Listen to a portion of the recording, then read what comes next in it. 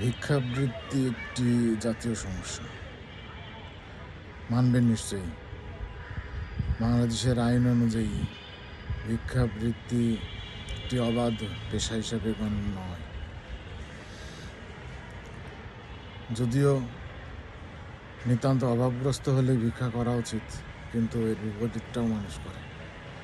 বেশিরভাগ মানুষেরই ভিক্ষাবৃত্তি পেশা, এবং জঘন্যভাবে তারা এই পেশাবৃত্তিকে ধরে রেখেছে। জঘন্যভাবে মানে এই কারণে বললাম, কারণ বিভিন্ন ধরনের অপরাধ করে তারা এই পেশার ভিতরে থেকে। আরেকটা জিনিস, বাংলাদেশের কোন জায়গায় ভিক্ষুক বেশি বলেন তো? কোন জায়গার সামনে বা আশপাশে? উত্তরটা হবে মসজিদ। কারণ কি? আপনাদের মতামতটা কমেন্টে জানাতে পারেন, তবে আমি জানি না আসলে কারণ কি। একটা জিনিস হতে পারে যে ভিক্ষুকরা কি মনে করে যে বাংলাদেশের বিভিন্ন জায়গায় যেসব মানুষ আনাগোনা করে, তার মধ্যে মসজিদে যারা যায় তারা দান সৎকা বেশি করে, এ কারণে মসজিদে এত ভিক্ষুকের উপস্থিতি।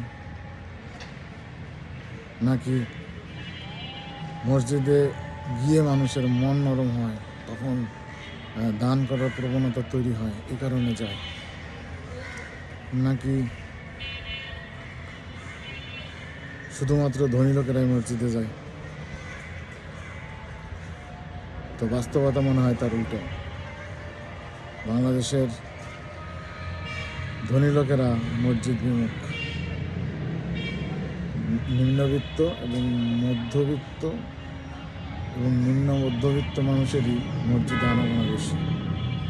বিভিন্ন তথ্য প্রমাণ সেটা প্রমাণ করে। তাহলে ভিক্ষুকদের এত মসজিদমুখী হওয়ার কারণ কি?